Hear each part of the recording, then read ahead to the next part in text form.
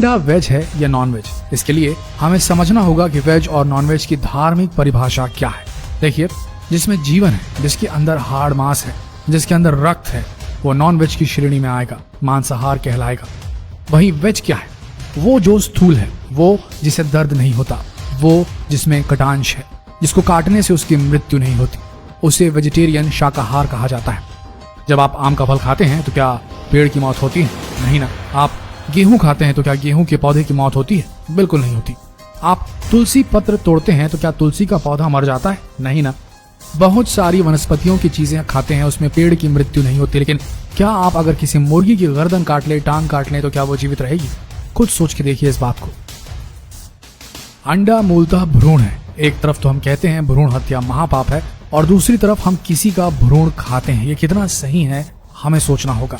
हमें सोचना है कि हम सही हैं या गलत। पोल्ट्री फार्म का जो अंडा है, आप थोड़ा सा साइंटिफिक वे में बताते हैं तो वो अनफर्टिलाइज्ड होता है, यानी कि उसमें पुरुष जो मुर्गा होता है उसका समावेश नहीं होता, लेकिन मूलतः उसे मुर्गी का गर्भ जन्म देता है। उसके अंदर अगर संयोजन है मुर्गे का, तो वो मूलतः एक चिक बन के सामने आएगा। चिक का मतलब मुर्गी का बच्चा, जिसे हम चूजा कहते हैं। कुछ लोग दूध को बकरी का हो या गाय का हो, उसे भी नॉनवेज बोल देते हैं। इसको हमें अच्छे से समझना होगा। जैसे एक माँ अपने स्तन से दूध पिलाती है तो क्या होता है, मेमोरी ग्लैंड्स काम कर रहे होते हैं। सांप अपने बच्चे को दूध नहीं पिला सकता क्योंकि उसके अंदर मेमोरी ग्लैंड्स होते ही नहीं।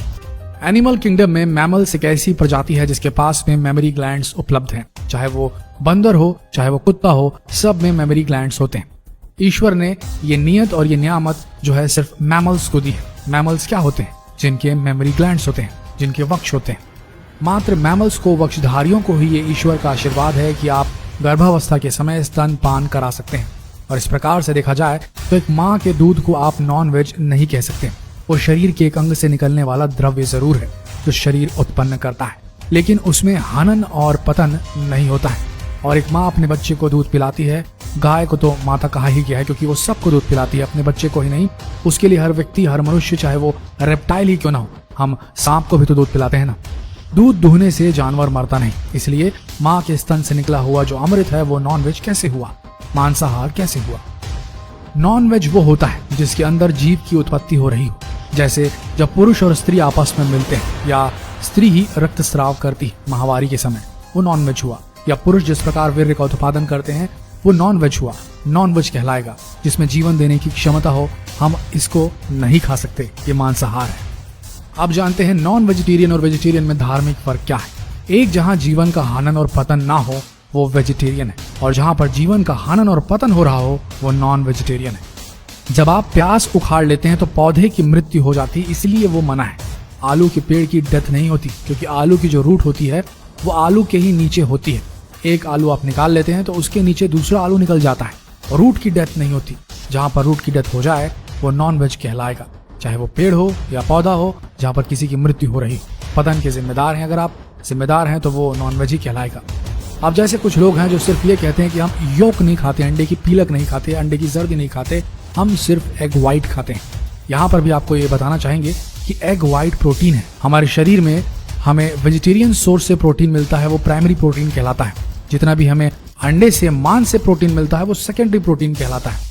आप ये कैसे जस्टिफाई कर सकते हैं कि अंडा जिसमें जीवन संभव है, वो आप अंडे को रख के देख लीजिए, अंडे में सड़न आनी शुरू हो जाएगी। वो कैसे, किस तरीके से? उसका एग व्हाइट भी किस प्रकार से शाकाहारी हो सकता है? वो भी मांसाहारी ही कहलाएगा क्योंकि उसी से सोर्स ऑफ न्यूट्रिशन मिलता है चूजे को।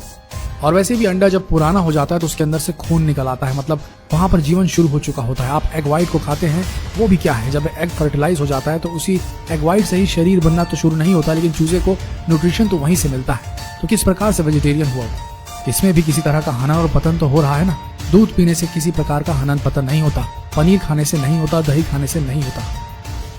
इसीलिए अगर निष्कर्ष निकाला जाए तो उनका कहना है कि बाजार में मिलने वाले सारे अंडे अनफर्टिलाइज्ड होते हैं, यानी कि इन अंडों से कभी चूजे बाहर नहीं निकलते। सो वैज्ञानिकों की दृष्टि से ये शाकाहारी हुए, लेकिन धार्मिक दृष्टिकोण से देखें तो क्योंकि जीव का हनन हो रहा है, पतन हो रहा है, तो वो शाकाहार कभी नहीं हो सकता, वो मांसाहार ही कहलाएगा। यही सही दृष्टिकोण भी है।